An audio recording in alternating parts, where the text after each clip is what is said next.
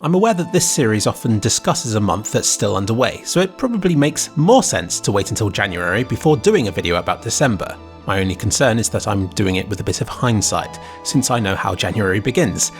And spoiler alert, it isn't good.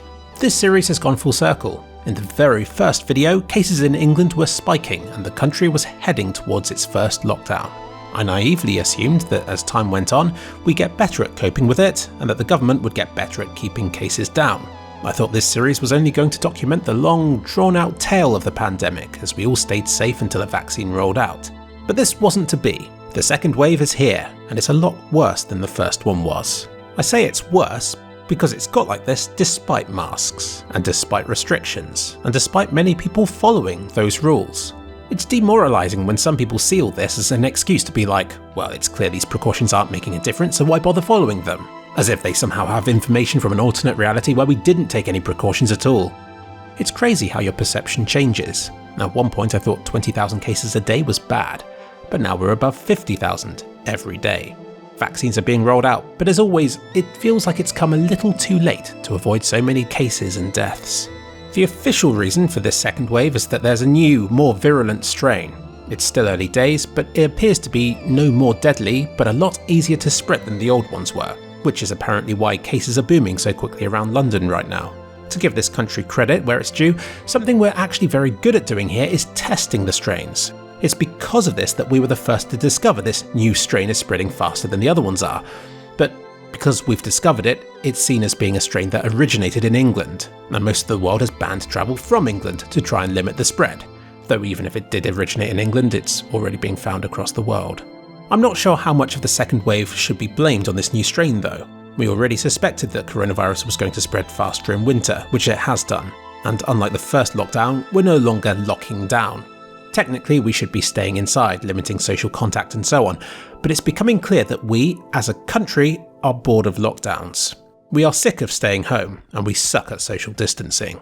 Last March, it all felt scary, fresh and exciting, and it made most people follow the rules. But now here we are, 9 months later, and we're all tired of it. Christmas. It doesn't matter if you're religious or not, Christmas is the biggest holiday of the year. A shining beacon of light in the darkest part of the year. Something to get excited about, and the best excuse to see friends and family all year. Obviously, all these things are incompatible with coronavirus. But if you had asked me at any point last year if Christmas would be cancelled, I would have laughed and told you no. If anything is going to remain on, it would be Christmas. Even if it requires months of lockdown in the lead up to it. Plus, it would be political suicide to cancel Christmas, especially in a year when people had been asked to sacrifice so much already. In a year where they had almost a year to prepare for it. And in a pandemic that's panning out almost identically to the Spanish flu 100 years ago. We had warning, we had the data, and we had time. And yet the government still managed to cock it up. It is with a very heavy heart, I must tell you, we cannot continue with Christmas as planned. I don't think they could have done much worse if they had tried. What I thought was going to happen was the November lockdown would get cases down, then shops would be open for a minimal period of time in December, together with strict rules and regulations. There might even be another small lockdown in the lead up to Christmas, all in the hope of keeping cases as low as possible in order to keep Christmas itself on. But as it turned out, the November lockdown wasn't as effective as I thought it would be, because it wasn't a real lockdown. People didn't stay in and schools stayed open. Then the government immediately opened everything up come early December, keeping it all open right up until a few days before Christmas, when they abruptly cancelled everything and told people not to travel. That was downright cruel, and it reveals the government's priorities that it was happy to sacrifice the day itself for the weeks of business leading up to it. To let everybody buy the gifts and food for the event, to prepare family gatherings, only to be all like, nope, don't do it, and to immediately pin all the blame on a new strain. And they couldn't even lock down right. They gave everybody until midnight, which resulted in a mass exodus from London, just like the one that we saw in Italy last year. Well done. They couldn't have handled it any worse if they had tried. Even Boris's supporters were complaining about how the government had handled it. So while I've lost faith in the government's ability to handle things, I have at least gained some respect for the people in this country for not blindly supporting such terrible management of the situation. Well, maybe. I think most people just went ahead with Christmas as normal anyway. I personally did not see my family this Christmas. I made that sacrifice, and because I'd rather have a proper Christmas when all is better than to have a watered down version right now. It is difficult to take the rules seriously when they change every couple of days. Christmas was an example of this, but the tier system in England is also a complete mess. I have honestly lost count of the number of iterations we've gone through now. Looking back at my video last May, we had a 5-stage system that applied to the whole country. This was then swapped out for localised rules.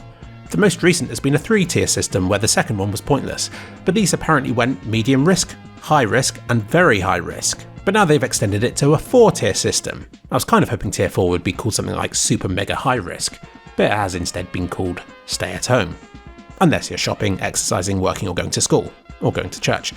So it's not really that different from tier 3 then.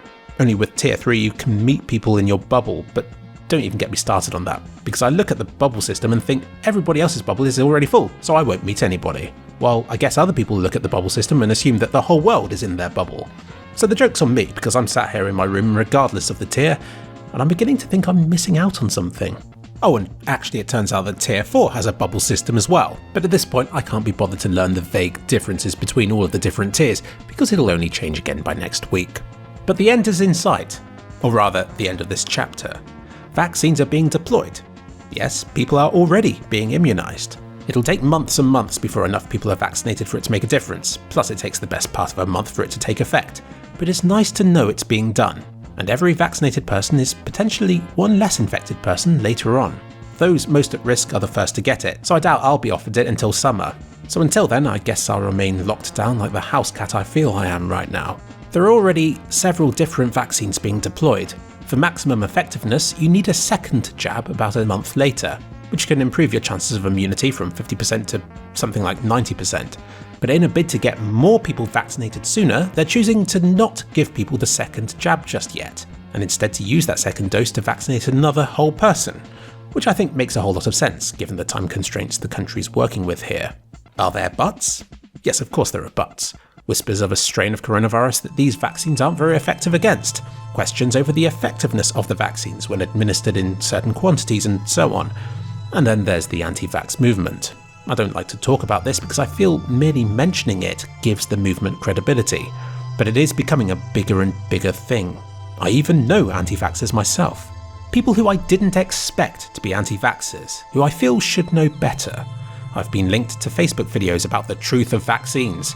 I've seen people claiming to be pro-vaccine, yet sharing nothing but anti-vax articles. I've had another person telling me that scientists have been proven wrong in the past with things like thalidomide, so there's no way they can guarantee the safety of vaccines now. Some of these anti-vaxxers work as carers for vulnerable patients. Some of these people haven't studied the sciences and don't trust those who do, but for some reason do trust a weird YouTube channel that's full of videos about pyramids and aliens. I know that I can't change their mind. They revel in being different and genuinely believe they know truths that others are blind to. All I can do is listen to them and try to understand how they reached their views, and then I tell them how disappointed I am with them. But I don't bother arguing. I don't feel it'll achieve anything, and it's just not worth losing friends over, especially when I feel I have so few already, having been out of society for almost a year. It's just one more reason that this past year has destroyed my faith in humanity. If a movie showed people turning anti-vax amidst a pandemic, it would be slated as being stupid. Yet this is exactly what's happening. I don't understand this world anymore. At least with the first wave, by the time the cases got this bad, we had already initiated a proper, serious lockdown. This time around, the government's urging children to go back to school. They claim that children don't get badly affected by the virus. No wonder it's spreading when the government doesn't even realise or care that children can spread it to those around them. It's utterly terrifying. I'll just be blunt here, I don't have mental health issues. If anything, coronavirus has helped my business and has improved my social life online. I live in a part of the country that has avoided the worst of it, and I haven't lost anybody to coronavirus, though I know of several people who have had it, or who still do. The worst I can say is that it stripped me of a few of my routines that I kept for my own well-being, like walking to Asda, going to the gym, or meeting up with friends for a night out. And I do miss those things, but I'll survive. But I know that for many, 2020 has been a catastrophic year for their mental health. They may have picked up bad habits or gone down self-destructive paths. When new lockdowns are announced, I see many comments saying how they can't take it anymore or can't see a reason to carry on. And it's very sad to see this. I wish I could give these people my frame of mind, as I think it would help. though I know the very issue is that these people's mental state is different from my own. If you want my honest opinion, I think that December was the worst month of the pandemic to live through, but that January will statistically be the worst month for cases. These are also called dark months, but after that I think things will start to improve, and by the summer, maybe it won't be completely normal, but I've got high hopes for it. My granddad told me that 2020 had been the worst year he's ever seen. This is someone who was a child in World War II. He didn't fight in it or anything, but he lived through it, and he has seen the world ever since. And he thinks that 2020 is a bad year. That was reassuring to me.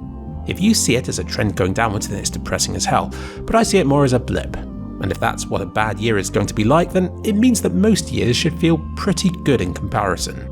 It's obviously not over just because it's turned 2021, but at least some of the fear and uncertainty surrounding it has subsided, and there is hope on the horizon. And here right now as vaccines are rolling out. I've wanted to make a video about happiness for quite a while, but I'll summarise it here. I've never seen happiness as being a state you can constantly be in, but rather as a transition from being in one state to going to a better one. And for us to start this new year so far down, it bodes well for the future.